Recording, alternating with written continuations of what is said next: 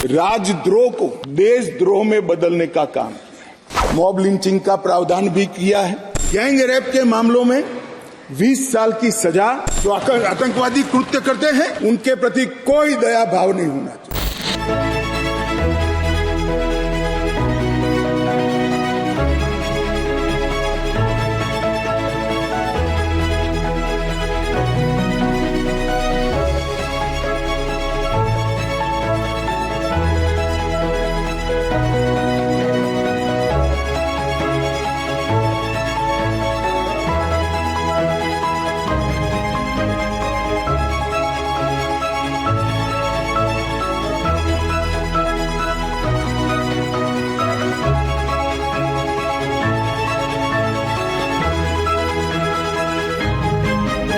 Guarantee देना चाहता हूं कि आने वाले 100 साल के टेक्निकल इनोवेशन जितने भी होंगे, इसकी कल्पना कर हमारी न्यायिक पद्धति को इससे सुसज्ज करने के लिए सारे प्रोविजन इसी कानून के अंदर कर दिए गए हैं।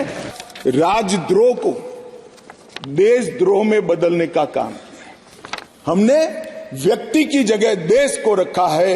व्यक्ति की टीका ये लोकतंत्र का सबसे अच्छा लक्षण है और देश को नुकसान करने वाले को कभी बख्शना नहीं चाहिए। ये दृढ़ता भी इसमें है। राजद्रोह को इतने साल के बाद देशद्रोह में परिवर्तित करने का काम ये कानून करेगा। मॉब लिंचिंग का प्रावधान भी किया है। मॉब लिंचिंग घृणित अपराध है और उसको हम नए कानून में फांसी की सजा का प्रावधान कर इंक्लूड कर रहे हैं। गिरफ्तार व्यक्तियों की सूचना अनिवार्य रूप से हर पुलिस स्टेशन पर रखनी पड़ेगी और एक पुलिस अधिकारी को इसके लिए जिम्मेदार करना पड़ेगा। 0 FIR को इंट्रोड्यूस किया है।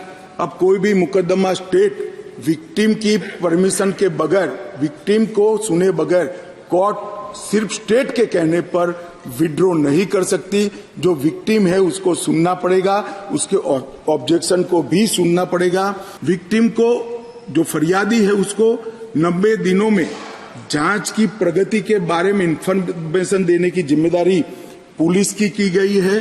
भारतीय न्याय संहिता में इस विधेयक में 18 वर्ष से कम उम्र की महिला के बलात्कार से संबंधित प्रोविजन में हम बदलाव कर रहे हैं। बलात्कार करने मात्र से पॉक्सो की सभी धाराएं ये न्याय संहिता के माध्यम से लागू हो जाएगी।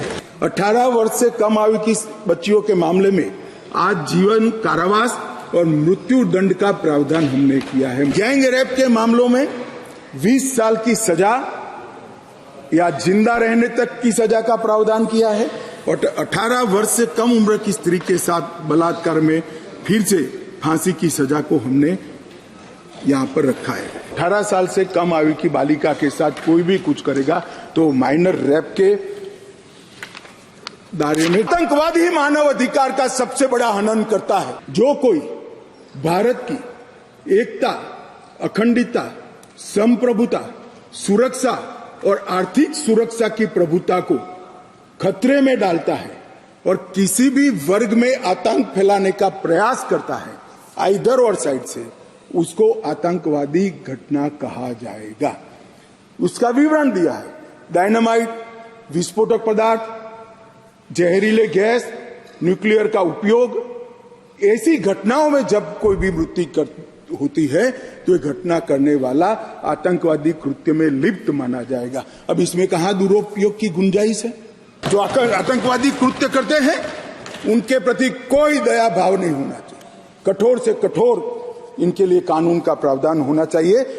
भारत सरकार, किसी राज्य सरकार, विदेश की सरकार, अंतर्राष्ट्रीय सरकारी संगठन के सुरक्षा को बाधित करने वाले कृत्य भी आतंकवादी माने जाएंगे। मान्यवर, मैं नहीं मानता इसमें कहीं पर भी कोई गुंजाइश बची है कि इसका दुरुपयोग हो। और मैं सदन को आश्वस्त करना चाहता हूं, कानून तो लिखी हुई चीज है, इसका अमल करते वक्त अगर कोई इसका दुरुपयोग करता है, जहां तक हमारी सरकार का सवाल है साहब, हम उसको रोकेंगे भी और उसको नसीहत भी करेंगे, सजा भी देंगे। जमानत के लिए भी हमने कर दिया है कि लंबे समय तक किसी को जेल में नहीं रख सकते।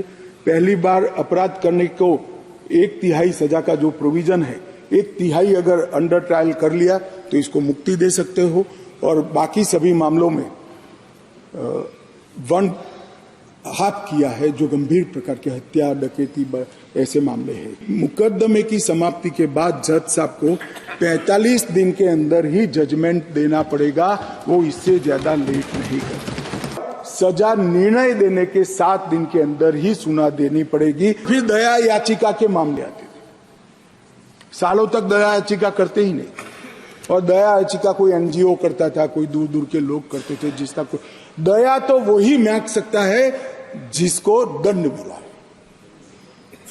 दया मांगने का अधिकार और किसी को नहीं। उच्चतम न्यायालय की अपील खारिज करने के 30 दिन के अंदर ही दया की अर्जी करनी पड़ेगी, बाद में आपको इसका अधिकार नहीं रहेगा। EFIR से हर कोई कर सकता है, मगर कोई भी महिला थाने पर FIR करा सकती है, उसका संज्ञान भी लिया जाएगा, और 2 दिन के अंदर ही घर पर आकर इसका जवाब लेने की व्यवस्था महिला पुलिस के साथ इस कानून को करेगा। एविडेंस, तलाशी और जब्ती तीनों में वीडियो रिकॉर्डिंग की हमने कंपलसरी प्रोविजन किया है। कोई भी घर पे जाकर पुलिस जब्ती करती है तो उसका वीडियो रिकॉर्डिंग किया जाएगा, एविडेंस कलेक्ट करते हो उसका भी हो जाएगा, और तलाशी का भी हो जाएगा। इससे कोई किसी को फ्रेम करने की संभावनाओं पर बहुत बड़ी कमी आ जाएगी। बलात्कार के मामले में भी पीड़िता का बयान कंपलसरी करने का निर्णय नरेंद्र मोदी सरकार ने किया है, वो लेना ही पड़ेगा। ऑनलाइन बयान लेना पड़ेगा, इसका रिकॉर्डिंग करना पड़ेगा, जिससे वफादार आदमी आने के बाद वो बयान को बदलवा नहीं सकता। माननीय दूर दूरस्थ के गांवों में बयान तो ले लीजिए जाते हैं, मगर जब मालूम पड़ता है कि बलात्कार किसने करा है तो बयान को बदल भी दिए जाते।